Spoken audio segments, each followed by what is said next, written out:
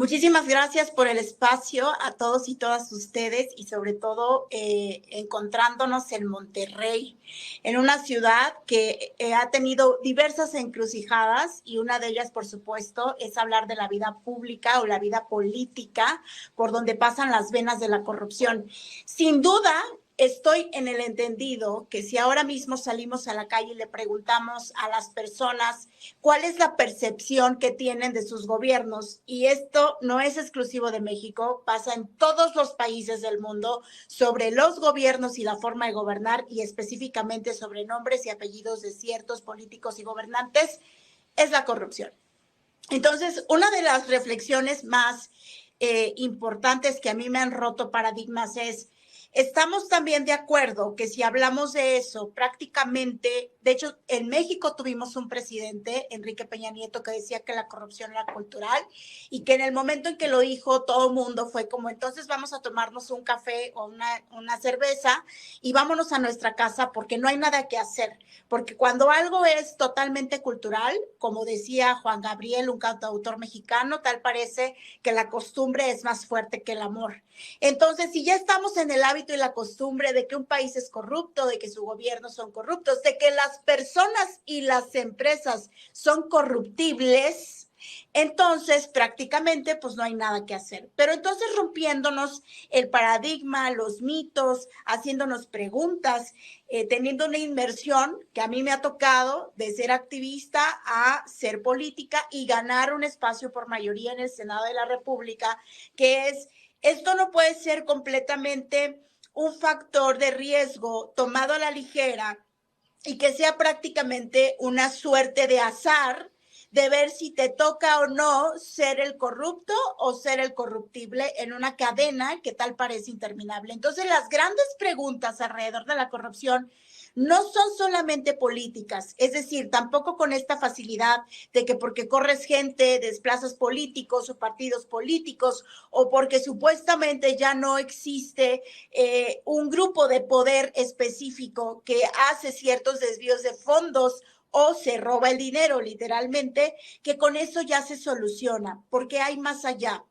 Si vemos las cadenas de la corrupción, no únicamente están en una sola persona que da la cara o que puede ser incriminada por lo mismo, sino hay múltiples personas alrededor tomando decisiones para que un acto, un delito de corrupción se consume. Si vemos el panorama, tenemos desde los sobornos, o sea, desde dar dinero por alguna acción que nos sea conveniente, y el gran ejemplo es cuando los policías de tránsito te detienen injustificadamente y entonces tú, para no pasar por el trámite engorroso, que algunos lo hacen incluso con alevosía y ventaja, es decir, sin tener argumentos bajo ley y nada más para precisamente tener esa transferencia de dinero, pues ese es el ejemplo clásico que tenemos prácticamente en América Latina: el policía que te detiene y entonces tú te ves forzado o forzada a saltarte una serie de trámites y de burocracias y poder así esquivar todo esto con un soborno. Pero también tenemos los desvíos de recursos, tenemos también el nepotismo. Las negligencias también son maneras de ser catalogado como corrupción, precisamente porque cuando las personas no llegan a los espacios con los talentos, al final de cuentas terminan tomando decisiones que no se basan en la técnica y no se basan quizá en las leyes o en la reglamentación para poder avanzar y para no tener este tipo de hábitos. Entonces, todo este entramado que cada vez que lo desglosamos decimos hay diferentes personas trabajando al mismo tiempo por un acto de corrupción, firmando documentos. Escuchen bien con atención lo que estoy diciendo. A la par, personas tomando decisiones, firmando documentos, haciéndose como que no ven, entonces el otro lo firmó, pero yo me hago como que no me doy cuenta. Una serie de trámites enormes, porque cada vez que las personas queremos hacer algo, al menos en un país como este, la burocracia es gordita, ¿no? La burocracia, las personas que tienen que ver en un trámite son muchas.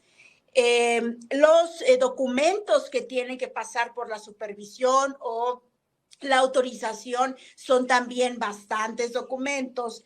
Entonces, la gran pregunta es, bueno, si esto es cultural, ¿cómo rompemos la cultura? Y si nos adentramos a las venas de cada caso de corrupción, sin quedarnos nada más en la pantalla de él o ella es un político corrupto, nos vamos a dar cuenta que hay dos factores en donde sí podemos solucionar si quisiéramos, porque tenemos que hablar de la voluntad política, pero que hoy hay herramientas muy específicas que permiten incidir de manera positiva para reducir drásticamente los casos de corrupción. Uno es el número de personas que tienen injerencia en decisiones tan importantes sobre el presupuesto. Mi abuela tenía una frase muy buena que me decía, hija, si tú quieres saber prácticamente el comportamiento de otra persona, qué es los hábitos para los resultados de una empresa o de un negocio. Si tú quieres saber eso, sigue la ruta del dinero. Es decir, una persona cómo obtiene sus ingresos, en qué los gasta, en qué los invierte, cuáles son sus hábitos a partir de eso. Entonces, la frase esta de mi abuela, sigue la ruta del dinero, tiene precisamente estos ingredientes de los cuales hoy les quiero hablar. Uno es eso, es el número de personas. Si ustedes abren la caja de Pandora de cualquier secretaría, ahora mismo imagínense que vamos a hablar de la Secretaría de Medio Ambiente, de Salud, de Educación, de Hacienda, la que ustedes quieran, y se van a encontrar con una nómina enorme que abarca prácticamente el 80% de cada presupuesto. Es decir, ¿cómo es posible que tantas personas, a tantas manos, a tantos ojos y a tantos cerebros no se den cuenta de que hay corrupción? ¿Están de acuerdo? Son muchas personas y a la vez mucha materia, ahora sí que neuronal, para poder hacer el trabajo bien hecho, que sería sin corrupción, obviamente. Y el segundo factor, aparte de las muchas personas, es los muchos trámites. Es que es increíble vivir en un país en donde en la burocracia, de hecho hay un chiste, hasta para tener un lápiz hay que mandar un oficio. Y yo pensaba que eso era un poquito alejado de la realidad, pero cuando llegué al Senado de México me di cuenta que efectivamente para tener un lápiz hay que hacer un oficio. Entonces, cuando te das cuenta, llegas a tu escritorio y yo a veces me preguntaba, ¿cómo es posible si soy senadora de México? Es decir, soy responsable de la vida legislativa, claro, entre 128 personas que somos, pero soy responsable de los debates más profundos, de altura, los retos, los desafíos en materia legal más importantes del país y de Nuevo León, y llego a mi escritorio y me tengo que encontrar con una pila de papeles para firmar y para estar en esta posición de administradora de mi propio escaño. Entonces, ¿cómo le haces para enfrentarte a una aparente burocracia que funciona? Porque así funciona y ha funcionado todos estos largos años de la historia de México, pero que en realidad son incluso documentos. Y ahí vamos a la parte más interesante. Son documentos que no tienen sentido o no tienen lógica, y si la tienen, el proceso para gerenciar, administrar, gobernar, tomar decisiones, que es lo más importante que hace un político, toma decisiones a partir de un cúmulo de otras en este proceso. Entonces, ¿cómo es posible que se nos vaya tanto tiempo, dinero y esfuerzo hasta para pedir un lápiz? Y no es metáfora, es verdad. Entonces, cuando te encuentras que hay un montón de personas omisas, o como decimos en México, que hacen que la Virgen les habla o se hacen de la vista gorda, porque no es posible que nada más de repente y circunstancialmente aparecen los casos de corrupción. Eso no es verdad. Hay tiempos y movimientos para que eso suceda. Y segundo, los documentos, los trámites, la burocracia se vuelven en un contrasentido en el momento en que queremos mayor transparencia. Porque hoy diferentes análisis de organizaciones, de gobiernos, han estado enfatizando que la transparencia a nivel internacional es una de las maneras para combatir la corrupción. ¿Esto qué quiere decir? Que como decimos en el mundo del feminismo, lo que no se nombra no existe. Por lo tanto, hay que hacer visible todo lo que pasa por las firmas, la administración del dinero y las decisiones de quienes están encargados de esas funciones. Aunque en nuestro país ya hemos avanzado en tener instituciones para la transparencia, en donde ahora mismo si un ciudadano o ciudadana quiere saber o conocer información más profunda, se le debe de entregar con un cierto número de días y un trámite, también lo es que sigue siendo lo que les acabo de decir, sigue siendo una barrera porque no se hace de forma natural y orgánica, se hace con el deporte nacional mexicano también por excelencia. Algo no funciona, hay que resolverlo, hay que hacer más burocracia, otra institución, más leyes que nadie puede cumplir. Entonces, fíjense cómo hasta parece que el sistema está hecho a la medida de las y los corruptos, de la gente que quiere llevarse el dinero a su casa y no destinarlo para los recursos de la gente que al final de cuentas en un círculo virtuoso son las personas las que sostienen a los gobiernos porque son las personas y las empresas las que pagan los impuestos. Entonces, si decimos que tajantemente no se soluciona corriendo gente ni desplazando gente, entonces tendremos que enfocarnos en los trámites, la burocracia, los documentos y en las personas. ¿Cómo hacemos para que esa mayor transparencia esté garantizada a partir de dos cuestiones tecnológicas importantes que hoy sí tenemos como herramienta? Una es la identidad digital, es decir, quien se es. A veces también pasa en sentido contrario, como el sistema está hecho para que todo mundo caiga en eso prácticamente y hay negligencia en los castigos, es decir, hay impunidad. Lo que sucede es que cuando las personas en la función pública queremos y pretendemos ser transparentes con la gerencia de esa administración de recursos, sucede que el sistema, como funciona al revés, castiga por la transparencia. Entonces, ¿qué es lo que pasa? Incluso hay personas que hoy mismo están siendo acusadas de corrupción sin ser las responsables del delito. ¿Por qué? Porque como hay documentos que se firman y hay cuestiones físicas de por medio, obviamente que tú, si quisieras, puedes sembrar, digamos, material que incriminen a las personas sin tener un argumento totalmente, digamos, con todo el peso de lo que podría pasar si realmente sucede ese caso de corrupción. Entonces, hoy mismo, el gran desafío también respecto a los documentos y las firmas y los sellos es que cualquier persona que quisiera hacer una maldad sí puede incriminarte de corrupción sin que tú hayas hecho absolutamente nada. Y así muchos políticos en este país se han lavado las manos, metiendo a la cárcel a gente inocente, inocente entre comillas, porque puede ser que ellos no firmaron, pero vieron o escucharon. Entonces, toman a sus cómplices literal de rehenes, tienen este compadrazgo por donde se teje el poder y la gente menos, digamos, menos responsable, para no decir no totalmente responsable, termina en la cárcel y quienes son los responsables, pues ahí los tienen viajando por todo el mundo, viviendo en España, se los encuentra la gente en los aeropuertos, en las playas más exóticas de todo el planeta, gastándose el dinero de la gente.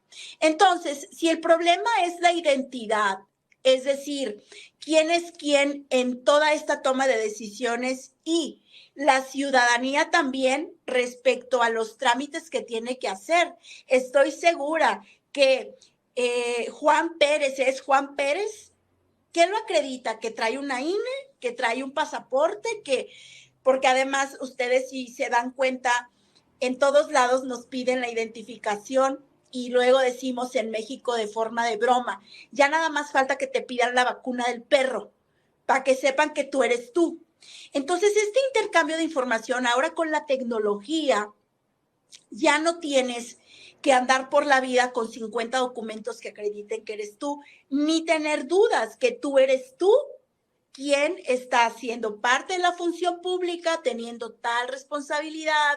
Y la identidad digital basada en blockchain es ahora una de las herramientas más útiles para que nadie tenga que pasar por ese proceso, que es muy complicado además, pero que no da certeza de quiénes son las personas y por lo tanto no podemos tener un mapeo de exactamente cuáles son las decisiones que están tomando y en qué parte del proceso están.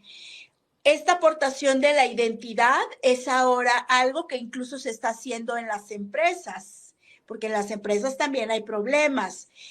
Quizá no propiamente así, porque tienen otros candados y otros controles, pero también se enfrentan a problemas de recursos humanos y de su talento. Al final, la función pública y los funcionarios y funcionarias no dejamos de ser más que el recurso humano de los gobiernos. Por lo tanto, la identidad digital puede ser una de las maneras basada en esta tecnología blockchain, donde es transparente, donde nadie puede falsificar o hacerse pasar por otra persona. Entonces podríamos estar instalados ahí para que sepamos quién es quién, tanto adentro como afuera del gobierno. Y la segunda son los documentos. No es posible seguir viviendo en la era del papel. El papel que se pierde, el papel que cualquiera puede firmar o falsificar una firma, el papel que tú puedes modificar a la hora que quieras. A nosotros nos ha pasado en el Senado. Gente que al 4:45 modifica iniciativas, modifica dictámenes completos, quiere meter palabras que nadie consensó y lo hacen. Y lo hacen porque es papel. Cuando decimos pasar a la digitalización, que también los gobiernos malentienden esto porque dicen, pues entonces hagamos PDFs. No, es que entonces hagamos aplicaciones para que la ventanilla sea más fácil. No se trata ni de hacer aplicaciones ni de digitalizar a partir de meter a PDF todos los documentos. No. Se trata de cambiar la manera de ver a la tecnología como una herramienta a favor de la transparencia. ¿Y esto qué significa? Significa que la blockchain puede ayudarnos para que ese origen-destino, esos avales, esa auditoría esté totalmente transparente a la vista de todas las personas y que pueda no ser falsificable ni tampoco ser transgredida, hackeada, en fin, que cada persona se haga responsable de su propia información y que se tenga a la vista y al alcance de todas, siendo esto una forma más orgánica y natural que tener un instituto dedicado a la transparencia y que además te haga hacer un trámite si tú necesitas saber, por ejemplo, cuántos viajes pagó el Senado para la senadora. No sé si me estoy explicando. No necesitamos más burocracia, necesitamos reducir la burocracia, aunque eso está polémica y a debate también, dependiendo de tu ideología y de tus ideas conforme a cómo veas al Estado, el Estado, el que hace las leyes, los reglamentos, el que pone el entramado de las instituciones, pero independientemente de esa polémica, si bien es cierto que quizá en algunas áreas no hay que prescindir de cierto recurso humano, también lo es que tenemos una burocracia muy exagerada en algunas áreas. Entonces, hay que hacer el gobierno chico, pero con tecnología que nos permita estar apuntalando hacia la transparencia. Ahí ya no necesitamos ni más instituciones, ni más leyes, ni más auditores, más que subir a blockchain toda la información. Y, por otra parte, la participación de la ciudadanía, porque esto sí requiere una vigilancia de participación cívica. Si la ciudadanía no está dispuesta a señalar a todas estas personas involucradas, ni a denunciar cada vez que alguien le pide dinero para hacer ciertos trámites o tomar ciertas decisiones. Si eso no sucede, pues entonces, aunque yo tenga información con la tecnología de avanzada para que sea transparente, tampoco sucede, porque parte interesante de nuestra interacción ahora con la tecnología, que hay muchos miedos, porque hay gente que dice, me va a quedar sin trabajo, no, los robots y ahora el algoritmo va a ser van a ser dueños de nuestras vidas, los algoritmos. En realidad no es así. Lo que sucede es que si te adaptas, sobrevives. Y si sobrevives y haces mejor tu trabajo y haces mejor tu exigencia, recuerda que estamos hablando de un tema tabú, que es el dinero. El dinero que hoy es responsable el Estado por no tener el presupuesto, por ejemplo, para los medicamentos de niños y niñas con cáncer, de no tener para las escuelas que deberían de ser dignas y sin embargo se están cayendo y sobre todo después de pandemia, para tener recursos suficientes para enfrentar situaciones atípicas como lo que nos acaba de pasar con el COVID-19, donde ustedes no me dejarán mentir, el IMSS, el ISSSTE, las instituciones públicas se quejaban de no tener el material siquiera el básico, cubrebocas especiales, las batas de los médicos para poder atender a la gente. Eso que parece una nimiedad de no hay dinero, yo siempre he estado en la postura, dinero hay. Lo que no hay es transparencia, es una buena administración, es una nómina justa y adecuada para cada área y su necesidad. Y por supuesto que hay mucha gente con intenciones de abusar de las instituciones. Porque si algo también aprendí en algún momento, por ejemplo, de personas que tienen mucha experiencia trabajando en la función pública, más de 20 años, más de 30, es que trabajar en el gobierno es noble y es noble en el sentido en que, miren, por lo menos empatan con las vacaciones de los hijos y las hijas para quienes tienen hijos y hijas. Con ese tipo de detalles, las instituciones vuelven un trabajo, pues digamos, un poquito más ad hoc a ciertas necesidades que también debemos de cubrir por calidad de vida digna. Entonces, cuando ves algunas de las propuestas que dicen, es que los funcionarios públicos no deben de ganar tanto, yo soy de las primeras en abogar que esa no es la solución. Porque como quiera, el que va a robar 5 pesos o 100 millones o lo que ustedes les pongan.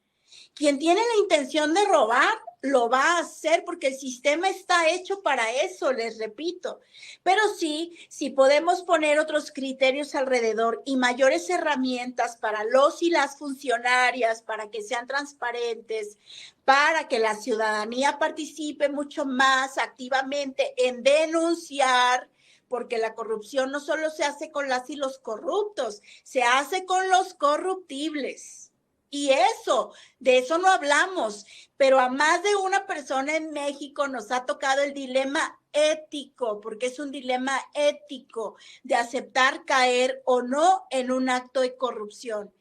Y tercero, hoy la tecnología nos está haciendo desprendernos del papá gobierno. Y ese es un gran signo de interrogación para qué va a pasar el día de mañana. Porque si bien es cierto que la tecnología no va a desplazar a nadie, más bien las personas que sepan utilizar la tecnología van a desplazar a otras personas. Si estamos también en el entendido, por ejemplo, que hoy yo puedo con el chat GPT decir, oye, quiero hacer una iniciativa sobre bienestar animal y prácticamente me entrega toda la información. Cuando digo toda la información es explicación de motivos, una serie de cosas más. Pues eso quiere decir que tendríamos que estarnos preguntando si la tecnología nos está demostrando que necesitamos menos gobierno. O lo pongo en forma radical, que quizá en el futuro no necesitemos al gobierno tradicional así como lo conocemos, que no quiere decir que vaya a desaparecer tampoco, porque sí estamos también en esta civilización humana que siempre va a necesitar quien tome decisiones. Les insisto, el trabajo más importante de alguien que participa en la vida pública es tomar decisiones por todos y todas. Entonces, ahora mismo, los caminos que yo los he escuchado cotidianamente, muy tradicionales, de paguen menos, de córranlos, de castíguenlos, de quémenlos en los periódicos, que nunca vuelvan a trabajar jamás, en realidad no están funcionando, porque el problema es el sistema. Ese es el problema. Y creativamente, al menos en mi reflexión que ahora les comparto, ya les he comentado en estos 30 minutos de cómo siguiendo la ruta del dinero y viendo por qué personas pasa y cómo puede la tecnología, tanto ahí como en la denuncia, ser mucho más o un vislumbre más grande de transparentar todo eso y acortar los tiempos y movimientos por cada trámite. No tendríamos por qué pasar por tanto desgaste cuando hoy la tecnología nos ofrece con un montón de cosas, con QRs, con clics naturales en Internet, con muchas cosas. La capacidad de ser más, de tener mayor asertividad de la información y que no necesitamos validar y validar y volver a validar con papeles. ¿Quién eres? ¿Para qué quieres ese trámite? Y ustedes lo viven haciendo filas, lo viven teniendo que batallar con eso y por cada ventanilla se pierden centavos. Si lo vemos así, que al rato haciendo cuentas, pues se hacen entonces los grandes escándalos. Entonces, la forma más creativa, estando en esta vigilancia, monitoreo, análisis, es incorporar a la tecnología y tener esta reducción de funciones de gobierno, de nómina, para ser mucho más asertivos y mucho más transparentes. Yo me iría por ahí, supongo que ustedes han pensado algunas otras cosas. No abordo, ahora estoy también muy clavada con la siguiente revolución, porque esto va a ir de la mano con blockchain y con la inteligencia artificial, pero tiene que ver también con el dinero y es el control de los gobiernos a partir de los bancos centrales y del sistema bancario tradicional como intermediarios, que ahora mismo también van a tener que adaptarse porque la tecnología lo que nos está diciendo igual. Nadie tiene por qué pasar por tantos trámites, ni tiene por qué exponerse a pagar en tiempo, dinero y esfuerzo, interacciones, transacciones económicas que pueden ser con un solo clic y de forma inmediata. Y esto es el nacimiento de la criptoeconomía, que también es lo cripto, es parte de la tecnología reciente, de reciente creación y emergente. Y entonces ahí también es, ya no necesitamos tanta validación. Y sobre todo porque quienes ganan de esto, pues obviamente son los monopolios, la gente que está dispuesta a hacer la corrupción y la gente como tú y como yo, aunque yo ahora tengo un espacio de privilegio en el sentido estricto de tengo una obligación constitucional para rendir cuentas, pero digamos de manera tradicional y cotidiana, pues tenemos que hacer esos trámites, ¿no? Tenemos que pasar por esas oficinas, tenemos que encararnos al sistema bancario tradicional y a una clase política que no ha entendido que al final de cuentas los problemas de una sociedad también son nuestros problemas. Esa es la perspectiva que al menos yo tengo y que me encantaría escucharles hablar sobre si esta puede ser algo viable. A mí, en mi entendido, y ya lo he aplicado en la oficina, me parece que sí. La tecnología vino a enseñarnos lo más revolucionario que va a pasar y es, hay cosas que creamos, pero que ya no sirven. en este momento nos sirven, nos hacen la vida de cuadritos, y si es el sistema lo que hace, vaya, porque nadie nació siendo corrupto o corrupta o corruptible. Es el sistema el que nos orilla a hacerlo, es estructural. Entonces, si es estructural y si es sistemático, pues tenemos que cambiar la estructura y el sistema, porque no nos podemos, y con esto cierro para sus preguntas, no nos podemos tragar esto de que es cultural, tomarnos un café y decir, bueno, pues como es cultural, digo, pues, ¿sabes qué? No va a haber manera para sacar esto adelante. Dice el político que tienes que dar 30% más por la obra pública, pues dáselo. Ahora ya ni siquiera es dinero, oigan. Ahora son acciones de las sociedades, de las empresas. Ahora eso piden. Entonces, fíjense cómo, dependiendo de la situación y de la circunstancia, el ladrón siempre va a encontrar la oportunidad.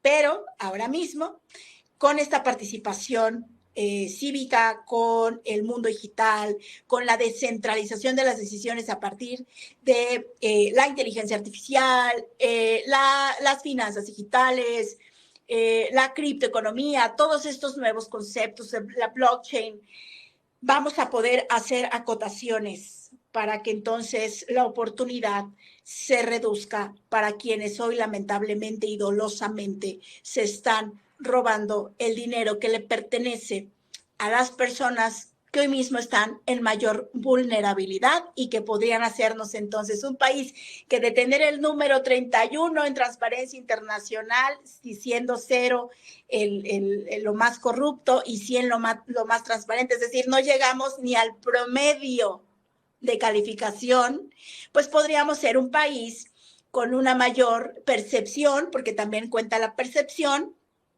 y eso va a generar todo, desde una sociedad más confortable, una sociedad más cooperativa, porque tiene confianza, inversiones, negocios, un país que hace una apuesta radical porque el origen, destino del dinero se respete casi como si fuera lo más sagrado que existe.